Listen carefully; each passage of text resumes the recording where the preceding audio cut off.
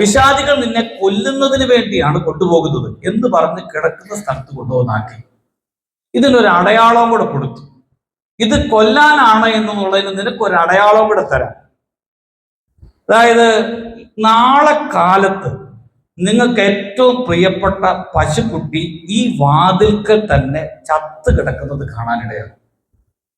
അതായത് ഫൗസ്റ്റീന ഇറങ്ങിയ ആ വാതിലിന്റെ അവിടെ തന്നെ പശുക്കുട്ടി ചത്ത് കിടക്കുന്നത് കാണാനിടയാകും എന്ന് പറഞ്ഞു. നിന്റെ ഗുരുത്തിയമ്മയോ സഹോദരങ്ങളോ വിളിച്ചാൽ അല്ലാതെ നീ താഴേക്ക് പോകണ്ട എന്ന് പറഞ്ഞു. അതോടെ എൻ്റെ സ്വരത്തിന് ഒരു പതർച്ച പോലെയാക്കി. പിറ്റേ ദിവസം രാവിലെ എത്തുമ്പോൾ പശുക്കുട്ടി ചത്ത് കിടക്കും. ഹല്ലേലൂയ. അപ്പോൾ നമ്മുടെ ജീവിതത്തില് ഈ പിശാചിന്റെ സ്വരമുണ്ട്, പിശാചിന്റെ പ്രവൃത്തികളുണ്ട്. ചില സ്ഥലങ്ങളില് പിശാചിന് സ്വാധീനമുള്ള സ്ഥലമുണ്ട്.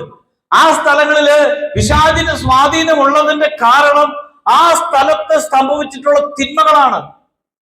ചില ഭവനങ്ങളിലെ പിശാചിന് സ്വാധീനമുണ്ട്. ഒരുപക്ഷെ ആ ഭവനത്തിൽ ഒരു മാരകമായ തിന്മ സംഭവിച്ചിട്ടുണ്ട്.